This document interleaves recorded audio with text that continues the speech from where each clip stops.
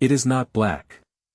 Despite carrying one of the most feared names in the animal kingdom, the black mamba has skin that ranges from olive to brownish-gray, sometimes with a faint iridescent sheen that catches the African light like hammered bronze. The name comes from somewhere else entirely. Open the mouth of Dendroaspis polylepis, and you find it, a cavity lined with ink-dark mucous membrane, as dark as a held breath. That mouth is where the legend lives. The black mamba is the longest venomous snake in Africa, regularly reaching lengths of 2.5 to 3 meters.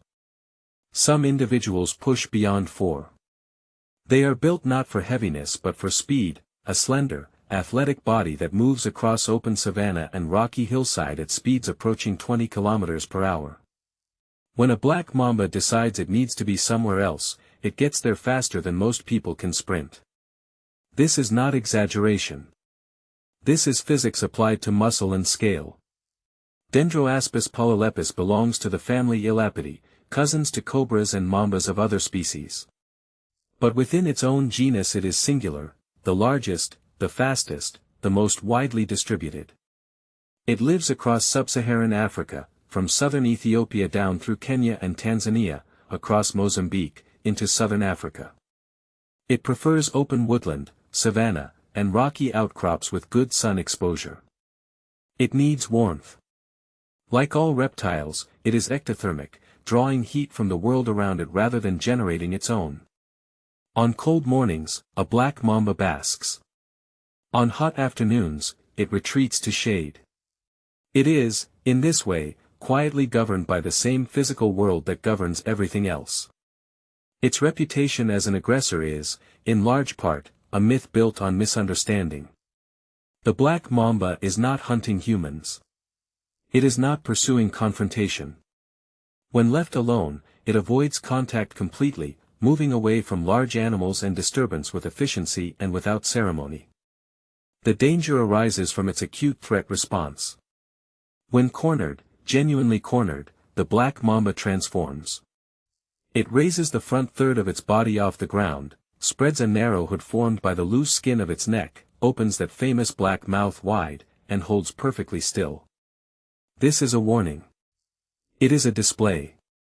The snake is communicating in the only language available to it. If that warning is ignored, it strikes. And it strikes more than once. The venom is where the legend earns its name. A single bite from a black mamba delivers a mixture of neurotoxins and cardiotoxins that begin acting within minutes. The neurotoxins target the junction between nerve and muscle, blocking the signals that keep the diaphragm moving, that keep the heart in rhythm. A bitten person may initially feel nothing dramatic, some tingling, a metallic taste, a strange drowsiness. Within 20 minutes, neurological symptoms begin. Drooping eyelids. Slurred speech. Difficulty swallowing. Then comes the paralysis, creeping inward from the extremities, and finally respiratory failure as the breathing muscles surrender. Without antivenom, the fatality rate of an untreated black mamba bite approaches 100%. In remote areas where antivenom cannot reach in time, it still does. Before the development of polyvalent antivenom in southern Africa, a black mamba bite was understood to be a death sentence. Village healers throughout the snake's range developed extensive oral traditions around the mamba, rituals, prayers, plant remedies, less because these treatments worked in any clinical sense and more because there was nothing else.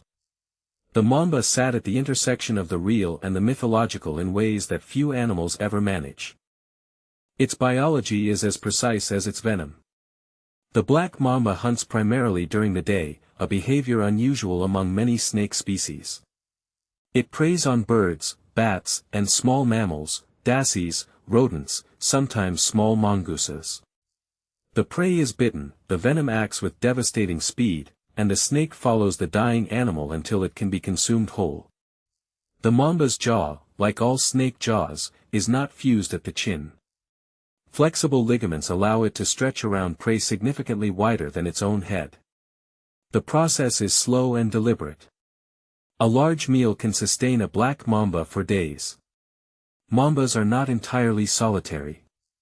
During breeding season, males engage in combat rituals that look, to the uninitiated, almost like a dance. Two males will intertwine their bodies and attempt to pin each other's head to the ground. This is about dominance and access to females, not territory or food. Crucially, despite being among the most venomous animals on Earth, these wrestling matches never involve a bite. Venom is not deployed between members of the same species. There is an economy to it. Venom costs energy to produce. It is not wasted. Females lay between 6 and 17 eggs per clutch, typically in decaying vegetation or burrows where the decomposing matter generates heat. The mother does not incubate. She leaves. The eggs develop over 3 months, and the hatchlings emerge already capable of delivering a lethal dose of venom. They are born knowing what they are. The black mamba faces no natural predator willing to make a habit of it. African rock pythons will occasionally take a mamba, as will large raptors like the martial eagle and the battler. But the most consistent predator of Dendroaspis polylepis is the Egyptian mongoose. The mongoose possesses a partial genetic resistance to mamba venom, acetylcholine receptors that the neurotoxins cannot bind as effectively. This makes the mongoose bold. The mamba knows it. Their encounters are ancient, ongoing negotiations written in evolution itself, two animals shaped partly by each other across millions of years. Habitat loss is the real modern threat.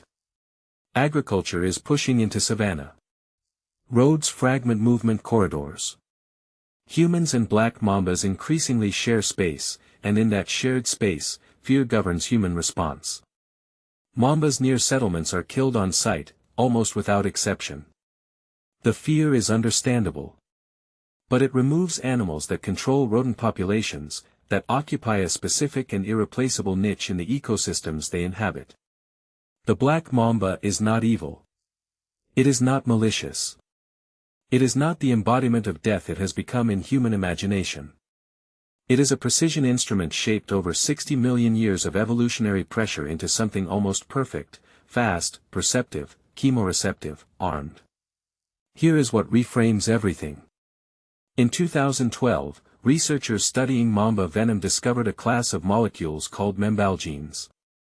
These compounds, extracted from black mamba venom, block pain receptors in mammals as effectively as morphine, without the respiratory depression, without the addiction risk, without many of morphine's most dangerous side effects. The animal that has defined human terror for centuries may be quietly carrying within its body the architecture of a better painkiller. The most feared mouth in Africa might also be a door. Thanks for watching. If you enjoyed this, hit like and subscribe for more incredible facts.